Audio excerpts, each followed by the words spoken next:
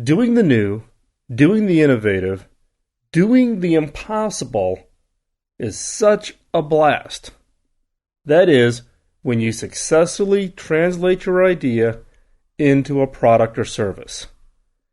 How do you improve your chances of success when it comes to innovation? I'll be right back. This is the Killer Innovations Podcast with Phil McKinney. Keep in mind that the information and opinions expressed in this podcast are Phil's, and Phil's alone, and they don't necessarily reflect those of his past, current, or future employers. Now, here's Phil McKinney. Whenever I run into somebody who's running the innovation teams at a corporation or some business, they tend to focus on wanting to describe the new. Whatever the new may be. Now, there's lots of dimensions around the new. New could be product, could be manufacturing, could be new customers, could be a new go-to-market, could be a new business model. We're talking about major leaps, what I would call a killer innovation.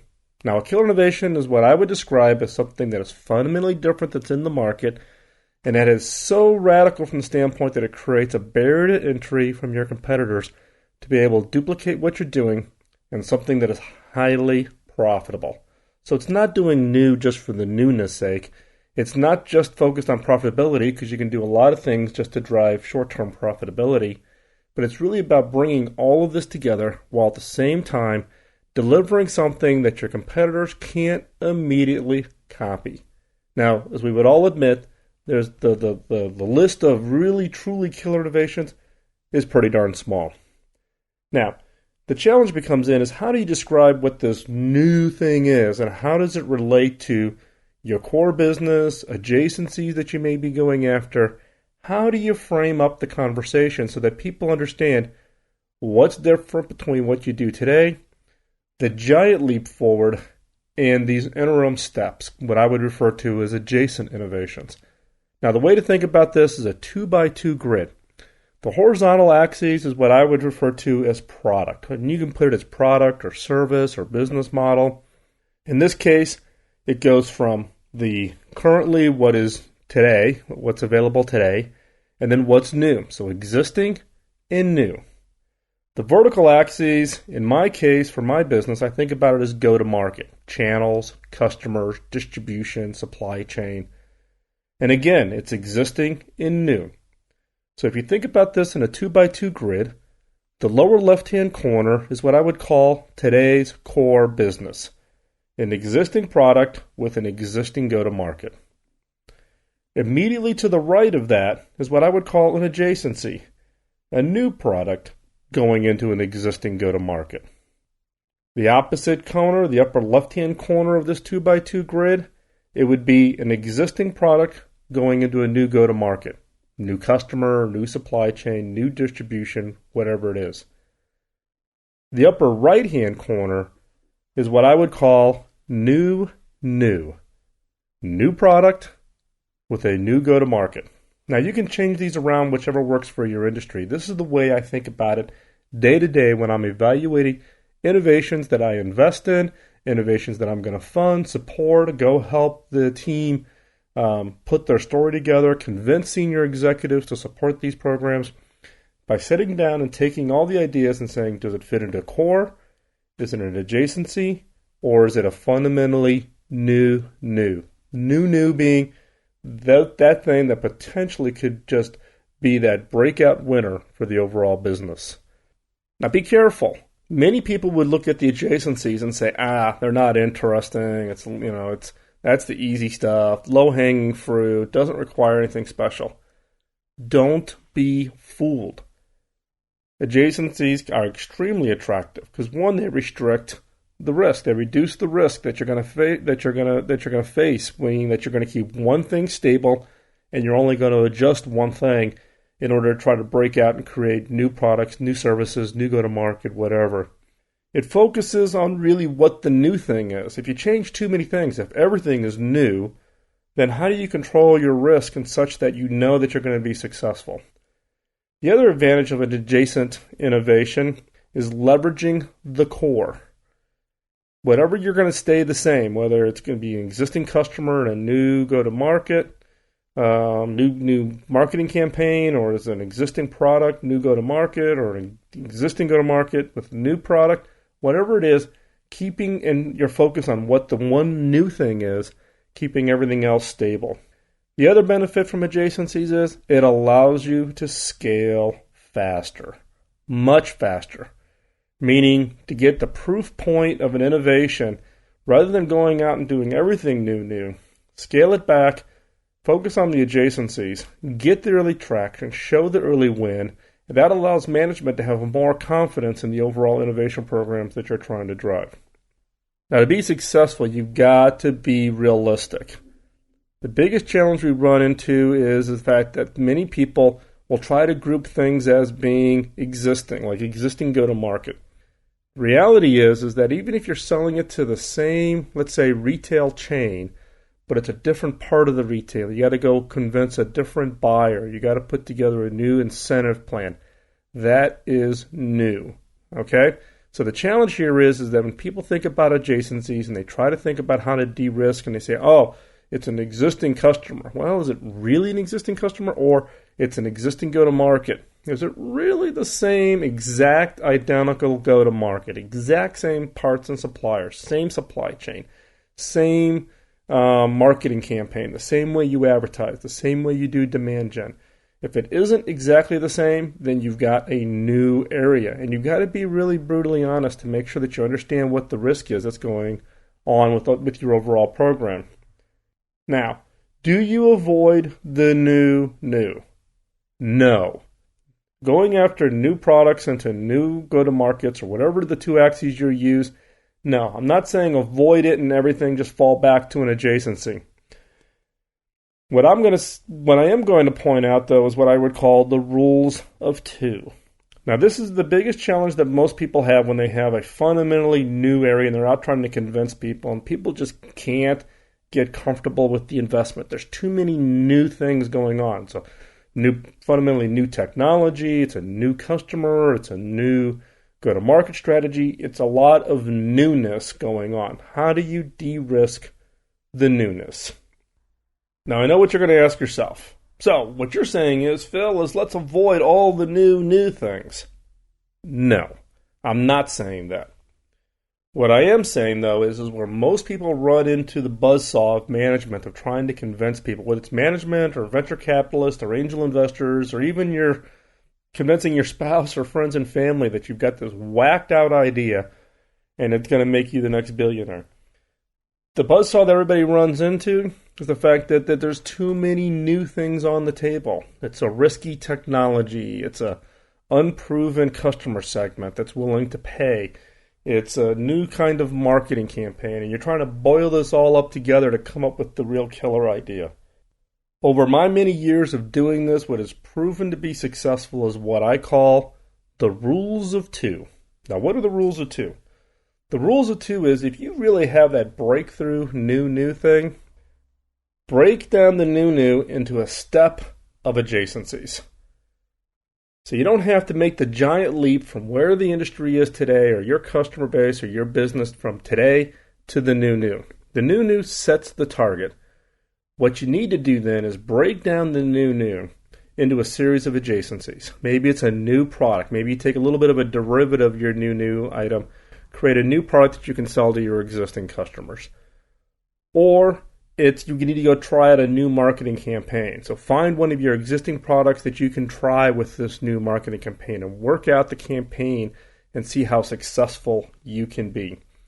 And through this series of following the rules of two, which means don't take a single step to the new, take two steps to get to the fundamentally new. Now, you're saying, okay, you say that this is a proven process. Give us an example. Well, the example I'm going to use is PCs and printers. So, back in the 80s, the industry came out with the PC compatibles, the computers that would all run the same software. Then there was this big rush to create peripherals that would attach to the PC. So the first ones that came out, obviously, were the printers. Then what you saw is you went from dot matrix printers to lasers, inkjet printing. And at the same time, there were other peripherals, such as scanners and fax machines and etc. Then all of a sudden, someone said, oh, let's put all this together. Let's put a scanner, fax, and a printer all together and make it as an all-in-one. So that's kind of another adjacency. So a PC became the core. The adjacency became the printer. Pretty soon, the printer businesses grew to be fairly self-sufficient as products on their own right. They become the core. Their adjacency was combine up a variety of different technologies, scanners, printers, etc., to make the new adjacency.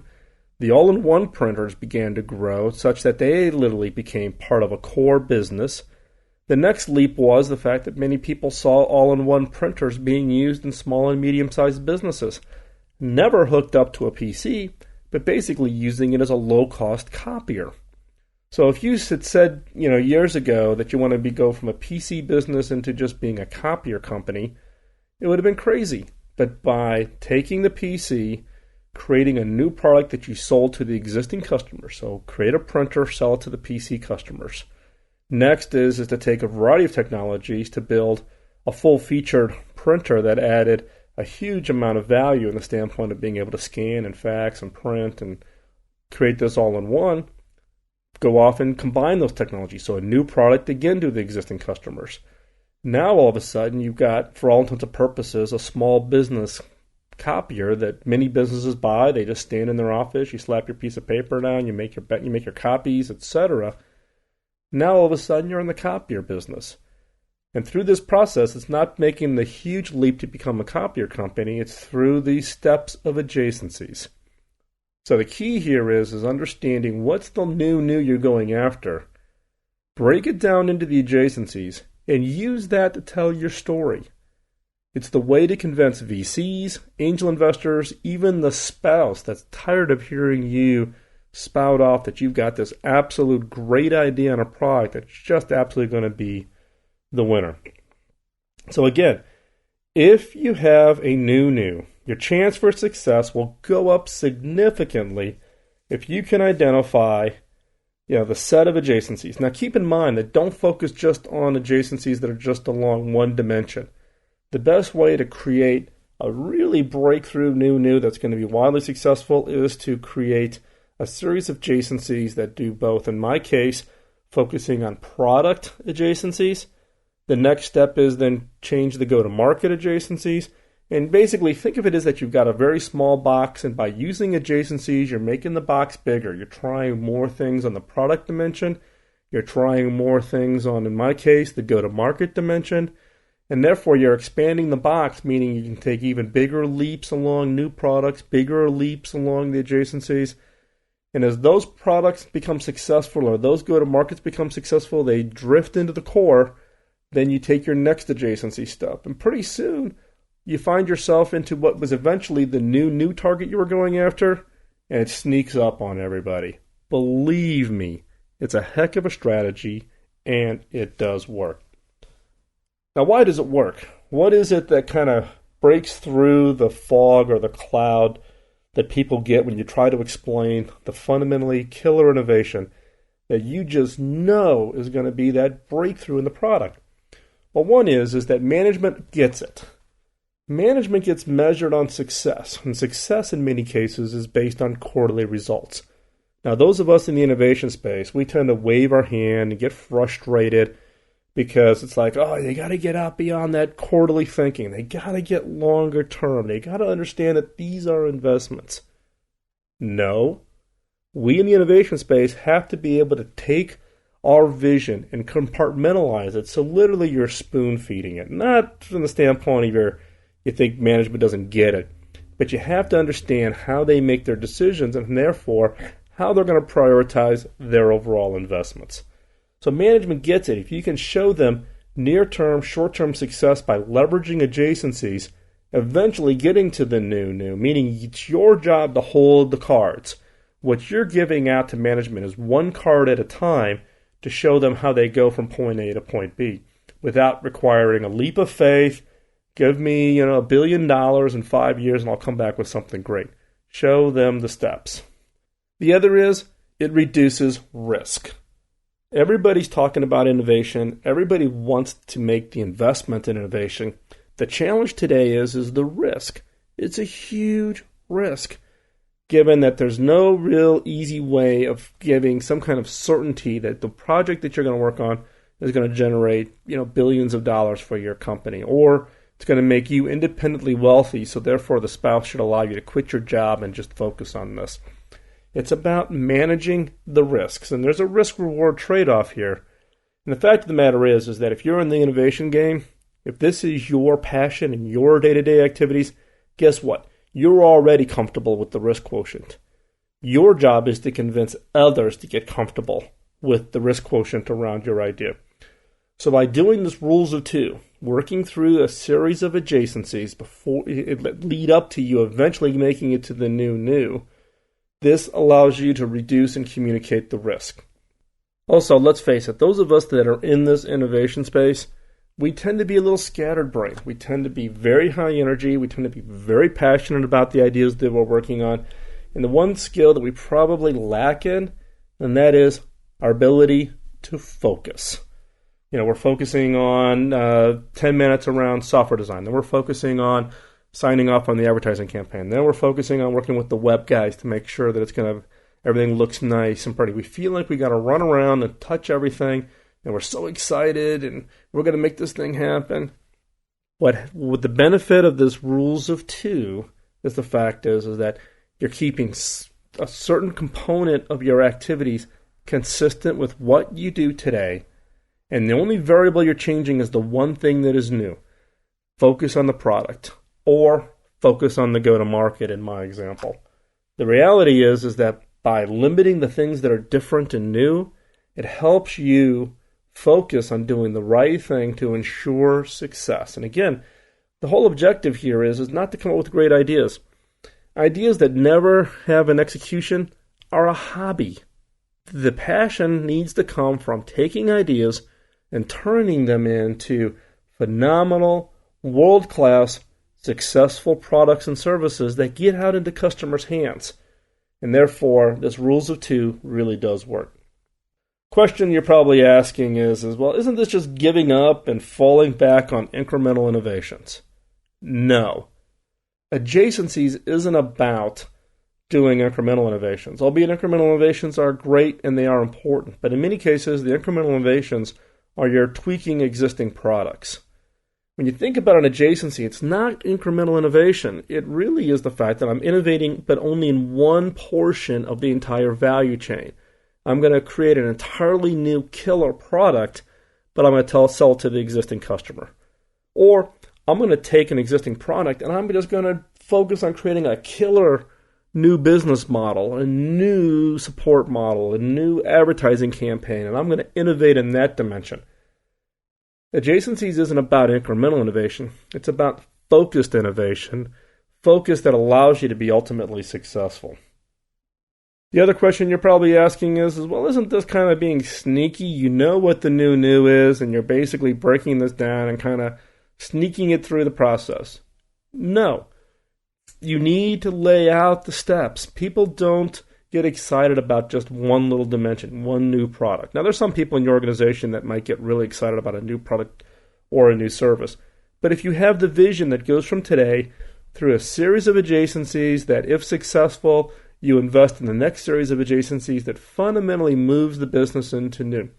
If people understand the vision and understand the direction, you're going to get the support. People get excited when someone can lay out that kind of thought process and that logic.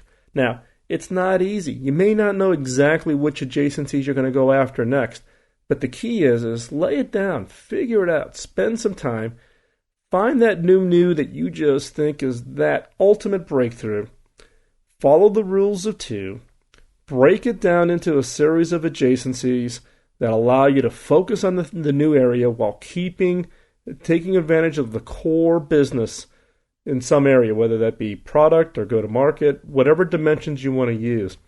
And by limiting the risk and explaining that story, I'm confident that you're going to convince management, whether it's be your spouse, your boss, your venture capitalists, your angel investors, that what you've got is going to be the ultimate winner.